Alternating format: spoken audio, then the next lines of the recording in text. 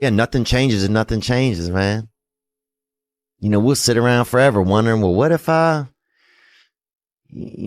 was a dog catcher? Would I be the best? What if I was Every day we change the world, but to change the world in a way that means anything, that takes more time than most people have.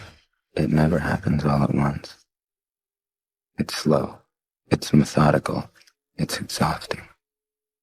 We don't all have the stomach for it. What if it's a mistake? It's a mistake. Rest assured. What do you know? You're going to stumble around, right? And what's going to happen is this. You're going to not stay in stasis. You're not going to wander around in circles. And I see people like that. They said, well, I never knew what to do, and now I'm 40. It's like, that's not so good. That's not so good. And you might say, well, and there is a literature too that suggests that people are a lot more unhappy when they look back on their lives about the things they didn't do than they are about the mistakes they made while they were doing things. It's how they get you to give up. They say it's not that simple, Vinny. So what's the truth? That it is.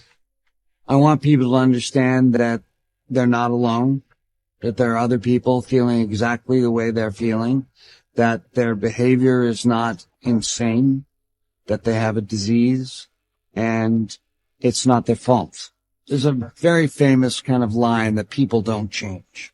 I happen to know that people do change, and I see that every day. I see people getting better. I see the lights in their eyes come on. There's a million excuses I could make to rationalize not getting up early, doing the ice bath, and going for a run. There comes a time when all these potential excuses turn into fuel that motivates you to keep going. You got to get out there. You got to give it everything you got, whether it's your time, your talent, your prayers, or your treasures. Because remember this, you will never see a U-Haul behind a hearse. If you want to know something about yourself, sit on your bed one night and say, what's one thing I'm doing wrong, that I know I'm doing wrong, that I could fix, that I would fix? You meditate on that, you'll get an answer. And it won't be one you want, but it'll be the necessary one. It's a whole issue. People have a feeling that they can change, but they have no effort.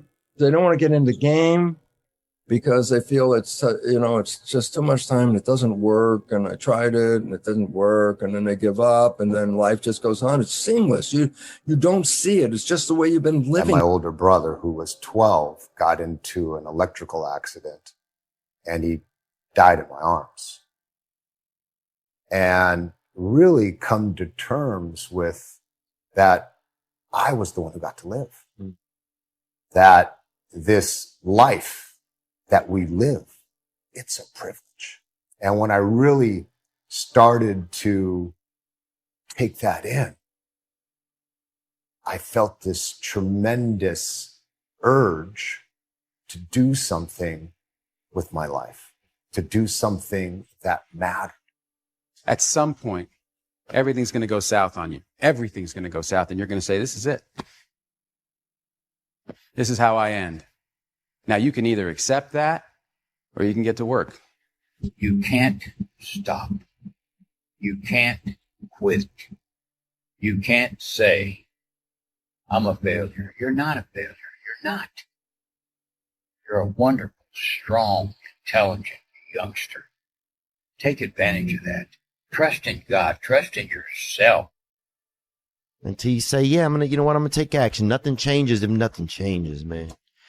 And I'm not preaching at you. I'm just, I just want to remind you because, I've spent a lot of time in my life sitting around wanting things to change. And not being able to make them change and not thinking I could. And I wish somebody had told me that earlier sometimes. That in order for something to change, there needs to be change. You cannot stand still because the world moves away from you if you stand still. And there's no stasis. There's only backwards. And so if you're not moving forwards, then you're moving backwards. How much harder will you work in this offseason now to get back to the championship? I'll push myself to exhaustion. Kobe, we thank you for your time. I feel like we sort of focus on right ways and wrong ways too much. And I think it's, in a sense, sort of scary to just be born and live life. And I understand the idea of kind of grasping onto a particular thought of wanting to kind of feel like you somehow have a handle on the unknown. But you know what? The unknown is the unknown. Every time you have changed, you feel pain. You stepped out of one relationship to another and you feel pain.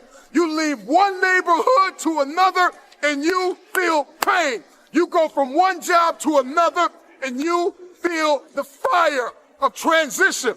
See change as growth. See change as transformation. See change as evolution. See change as necessary. See change as critical.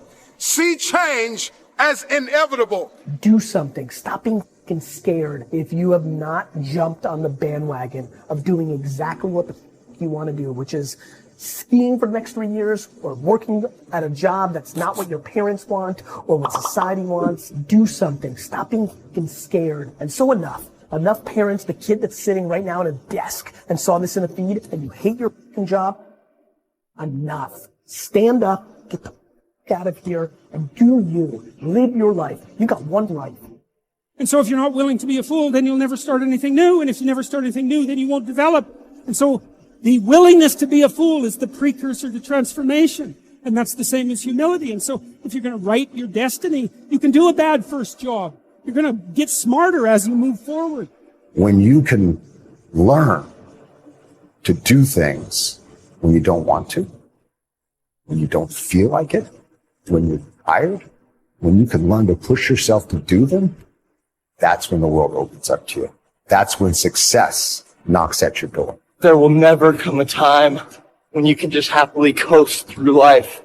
It's hard to stay governed by anxiety. It's hard to be inconsistent. It's hard not to have daily disciplines. It's hard not to believe in yourself. It's hard to be broke. It's hard to be poor. It's hard. It's all hard. So choose your heart. What I am telling you to do is chase after that version of yourself that you know you could be. What happens when I decide for myself that I'm going to do something different? You've got the gift of life. You have the privilege of being here. Quit playing small. You were meant to do great things. Nothing changes if nothing changes, man.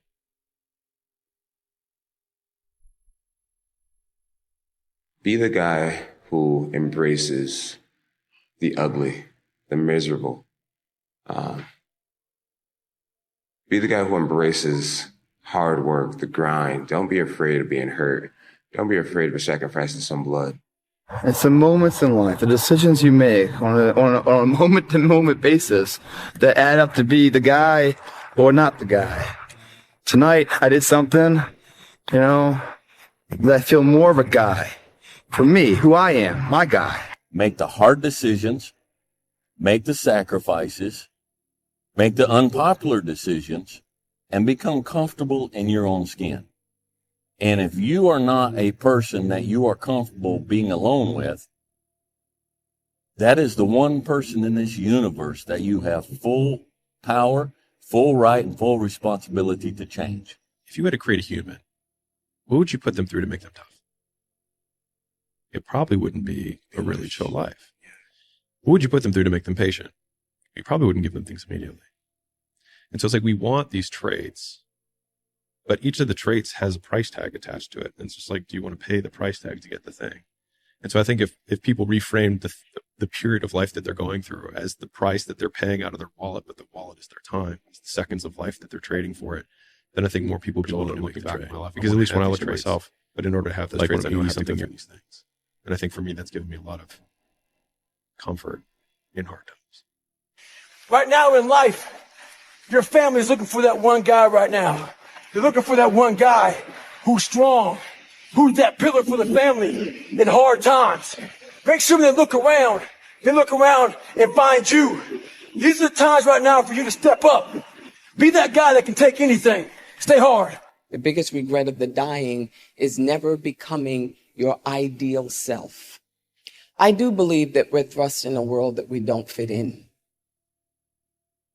And I believe the journey is that a lot of people sell you a bill of goods along the way.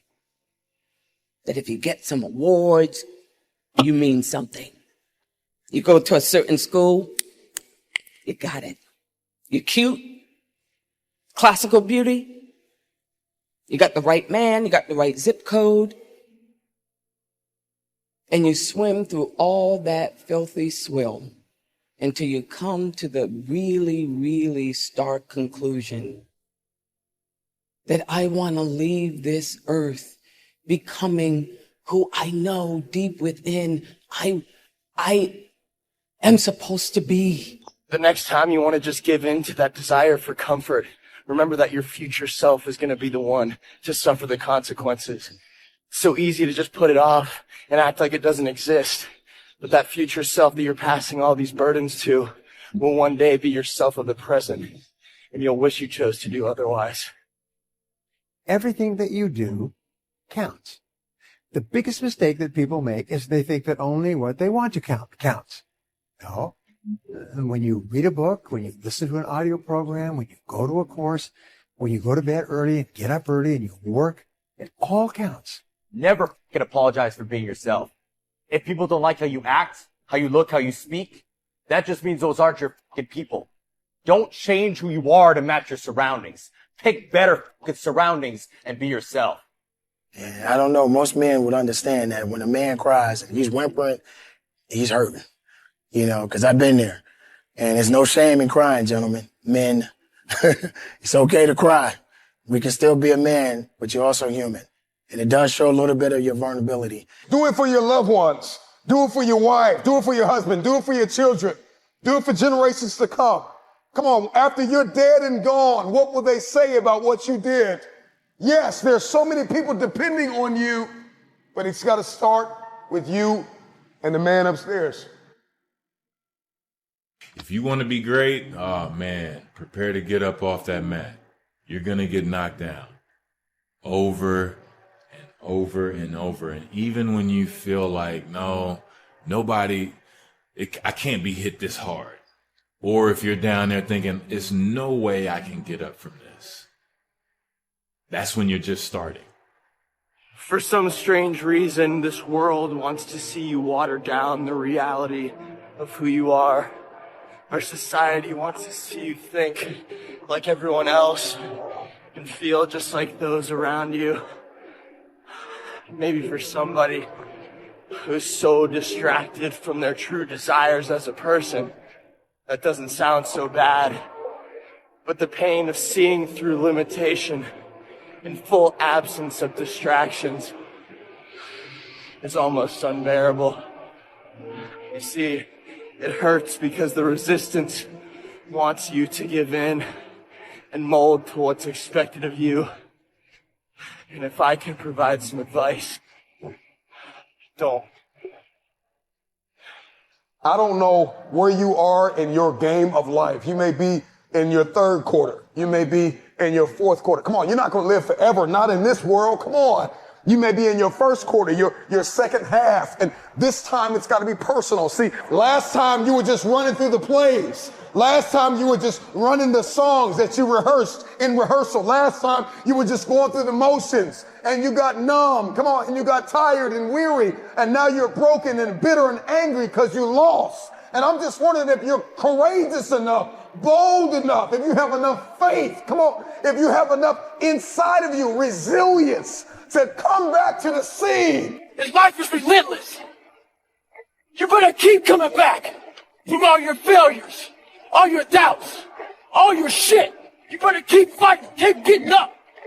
Never fucking lay down for shit. That's one thing we should all agree on. If you've been broken once, you know how that shit feels. That means, fuck it. Try and break me again. You got a lot of people paying their hard-earned money to come watch you perform. Perform. It's your job to be in shape. It's your job to be strong enough to perform at that level every single night. And as a competitor, I'm not ducking. Like, it's not, oh my God, my back hurts, I'm sore, we got to play Vince Carter and Toronto Raptors tonight. Pick your mountain, whatever that mountain is. And each journey up the mountain is a million steps. And each day you have to take that step. Yeah. Each day you take that step. You look up at the mountain, you say, that's where I want to go. And then each next day you take your step over and over and over again. Everything was done to try to learn how to become a better basketball player. Everything. And so when you have that point of view, then literally the world becomes your library to help you to become better at your craft. Let yourself go. Fall free into it. Step into it. You are worthy. You are an unrepeatable miracle, and there is none like you in all the earth. There will never be another you. Your DNA, your fingerprint. Come on. Your gait, your presence, your authenticity. Come on. You're special. You're special and you're necessary. The world ain't all sunshine and rainbows. It's a very mean and nasty place, and I don't care how tough you are, it will beat you to your knees and keep you there permanently if you let it. You, me, or nobody is gonna hit as hard as life. But it ain't about how hard you hit. It's about how hard you can get hit and keep moving forward. People say you can't do that. You can do anything. We are God's highest form of creation. There is nothing on the planet that will equal us. Every bad thing that has ever happened to you is your fault. Now, I use the word fault to shake people up that you are never, ever, ever, ever a victim unless you choose to be. Everything in your life will change. You're always in control. And a man provides. If you don't protect what belongs to you, then sooner or later, it belongs to someone else. It goes for your land, your wallet, your home, your country, everything. It is your job as a man to protect it. The story of the whole goddamn world. You don't hate yourself. You don't think you suck. You're not the imposter. You're not insecure. Somebody taught you that. 2008, we had the third consecutive failure of the Falcon rocket for SpaceX. Tesla almost went bankrupt. We closed our financing round 6 p.m. Christmas Eve, 2008. It was the last hour of the last day that it was possible. We would have gone bankrupt 2 days after Christmas otherwise. And I got divorced. That was like rough. If things had just gone a little bit the other way, both companies would be dead. The reason there's going to be 1 billion motivational views today on YouTube is that people love the feeling of being motivated. They don't like putting in the work to do something about the feeling. For 10 years, I heard every person I know making fun of me. I heard every person I know telling me that I was wasting my time.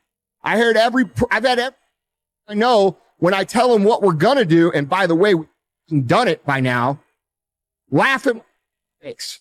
And I'm sure you guys can relate to that. You know, very few people bet on the underdog. But if you would have, you would have won big. And that happened to be we bet on ourselves. Work like hell. I mean, you just have to put in, 80 to 100 hour weeks every week. And then a lot of work. That all those things improve the odds of success. I found that nothing in life is worthwhile unless you take risks. Nothing. Nelson Mandela said, "There is no passion to be found playing small and settling for a life that's less than the one you're capable of living." Do you think Elon Musk has work-life balance? No. Do you think Steve Jobs, when he was alive, had work-life balance? No. Do you think Bill Gates? No. Henry Ford? No. Original Heineken? No. So if none of those people that created the wealth of the world had work-life balance, why do you think you're going to have it? Why? Because you deserve it? I don't think so. You deserve what you get in life by working hard. I'll say this again, but sometimes you have to let other people's dreams for your life die for yours to live. At the end of the day, only execution matters. So if you have big dreams, if you have goals, something that you're trying to accomplish in your life, you're going to have to execute against that. If you're willing to pay the price and you're willing to do the work and you're willing to take the time and you're willing to consistently get up when you are knocked down over and over and over again, which is going to happen to you if you're pursuing anything outside of the norm, you can make it here in America. When you have passion around something that you are squeezing every last bit of the juice out of the orange, right? To me, hustle is maximizing the energy you're putting into somebody. I'm blown away by people saying that they're hustling and they want to achieve these great things and then their actions don't match. It's like saying you really want to lose weight while eating a Big Mac, right? So to me, hustle would be putting all your effort into achieving the goal at hand. And for me, that means making every minute count. I hate any entrepreneur that is like, sad. like, you know what I mean? Like, it's always hard. Like, it's always going to be hard. It's hard when it's a bubble because everything's $150,000 for a $40,000 worker, right? It's hard when it blows because there's no money and nobody's buying and nobody's believing. It's always hard. Sometimes you have to let other people's dreams for your life die for yours to live. And for me, it was like when I continued to every day not want to wake up, that was my wake up call where I was like, either I continue to live this way and not want to be alive, or I just risk the fact that I'll die to everybody else. And I think that it was the hardest decision of my entire life by far. All the hard stuff we went through, still the hardest decision of my life. Fall forward. This is what I mean. Reggie Jackson struck out 2,600 times in his career, the most in the history of baseball. But you don't hear about the strikeouts. People remember the home runs. Fall forward. Thomas Edison conducted 1,000 failed experiments. Did you know that? I didn't know that. Because the 1,001st was the light bulb. Fall forward. Every failed experiment is one step closer to success. My truth in my experience has been I have to jump higher. I have to show up earlier. I have to be the first person to turn off the light and the last person to turn off the light. I have to make sure that every number is correct and every T is crossed and every die is dotted.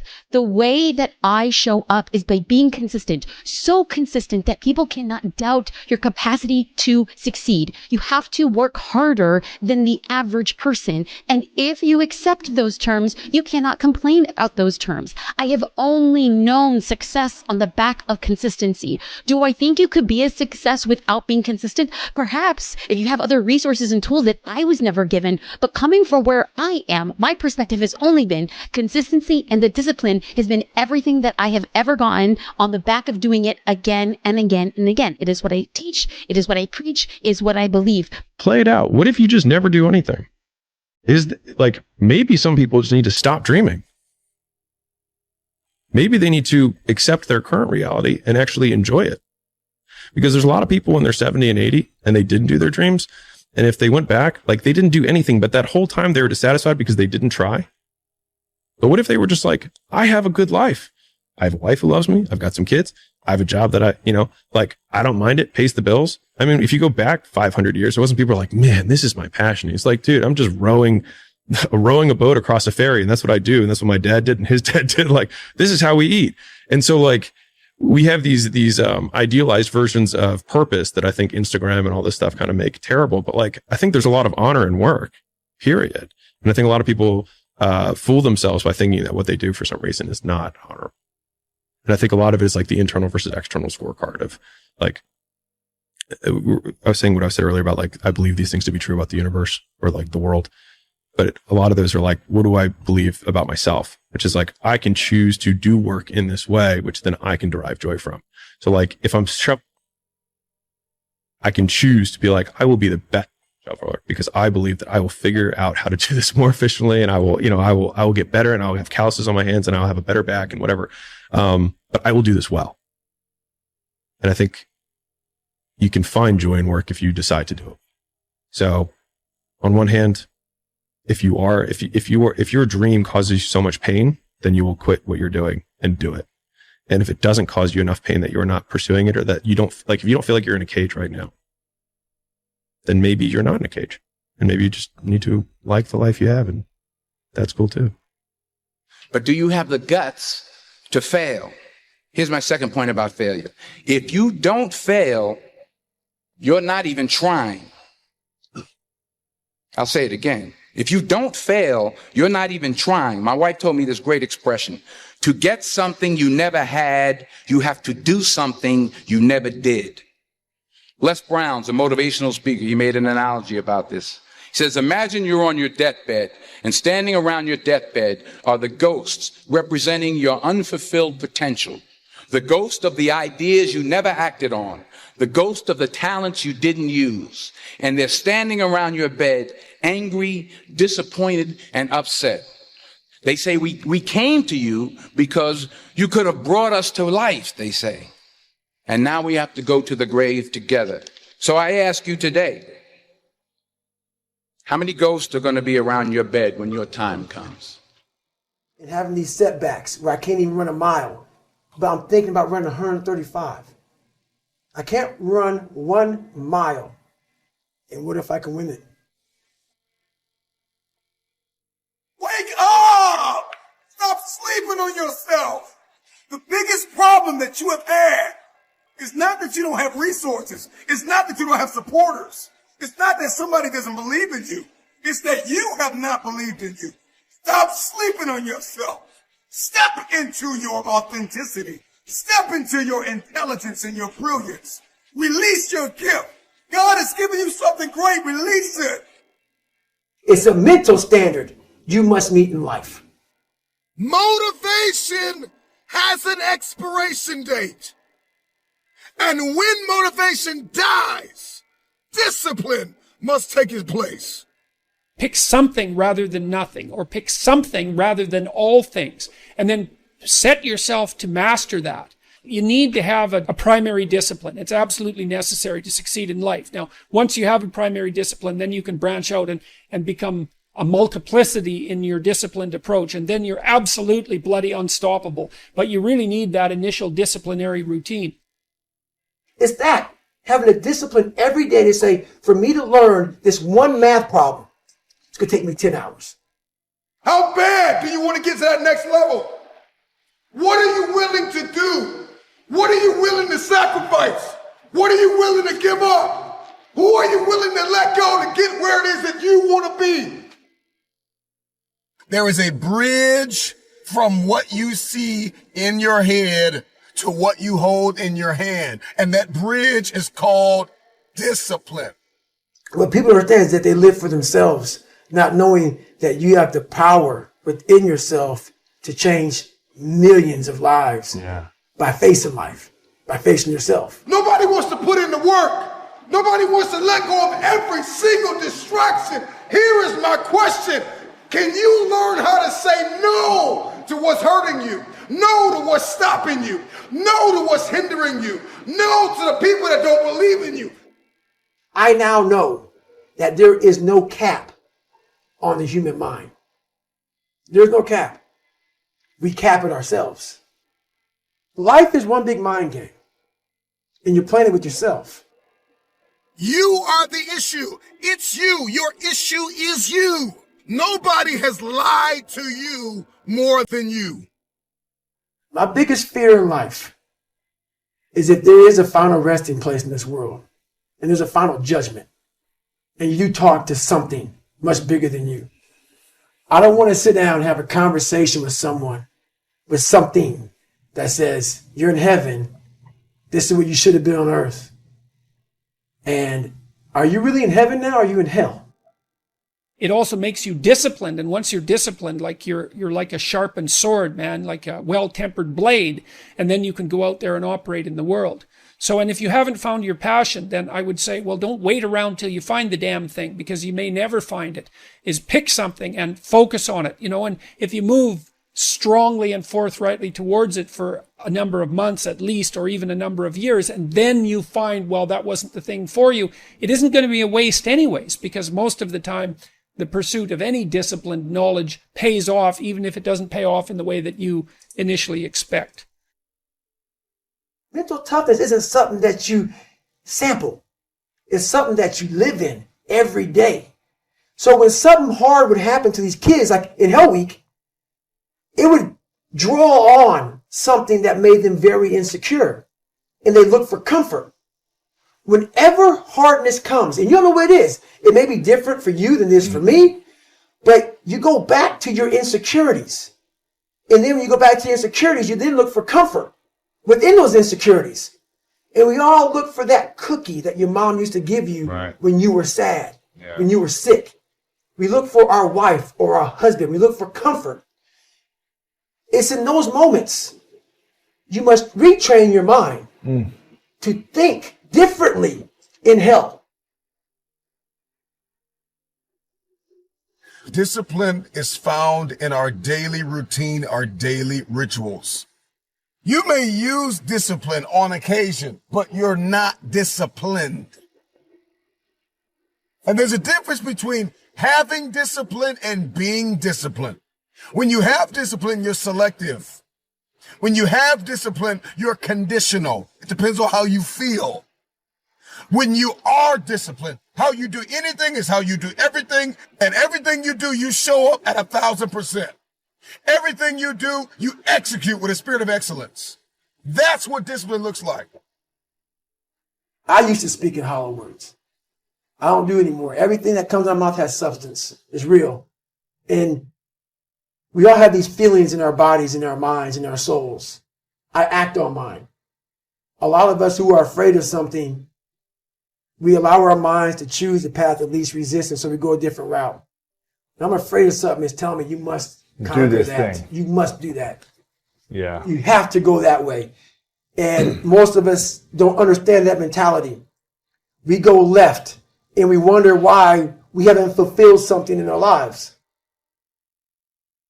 People tell me all the time, it's hard to get wealthy. It's hard to grind. It's hard to be focused. It's hard to stay motivated. It's hard to stay broke. It's hard to stay depressed. It's hard to stay governed by anxiety. It's hard to be inconsistent. It's hard not to have daily disciplines. It's hard not to believe in yourself. It's hard to be broke. It's hard to be poor. It's hard. It's all hard. So choose your heart. You either go work for it, you're going to sit there and let life knock you down and dare you to get back up. And no one saved me. It wasn't like someone came down here and guided me through life. When you figure this out on your own, the amount of pride and dignity and self-respect you have. That's why I walk around the streets with a backpack and just like, I don't need anything else. Yeah. You figure it out by going inside yourself, by callousing over the victim's mentality. You're always a victim. Even if you have everything in life, until you realize what you've achieved. One thing I got to tell all of you listening is you got to kill the blame game. Stop blaming it on the person that walked out on you. Stop blaming it on the person that overlooked you. Stop blaming it on the person that undervalued you. Stop blaming it on the person that did not promote you, that did not see it, that did not believe it. Stop blaming everybody and look yourself in the mirror. And the thing you got to ask yourself is, am I going to repeat my history or will I blaze a new trail? We live in a box and we don't want to go outside that box at all, ever. Outside that box is all these possibilities of life. But what we do is we shackle our mind. We are a prisoner in our own mind that this is all I can do. This is all I'm good at. And we take away the possibilities of you could be this, you could be that, you could be all these things. And I never thought at 300 pounds I could be Navy SEAL. Wow. So if my mind was shackled, me and you would never meet. There'd be no book. Right. There'd be no book. Right. There'd be nothing. If I were to give you one last piece of advice, in order to understand discipline, discipline is revealed in our daily routines and rituals. Discipline unfolds. If you want your future, you have to cross the bridge of discipline. If you want to get out of the room of ordinary, you have to go through the door of discipline. If you want to dig yourself out of murky, muddy water, if you want to claw your way to the top, you are going to have to climb the wall of discipline. There is no other way. I need you to tell yourself right now, there is no other way. There is no other way. There is no other way. The future belongs to the disciplined.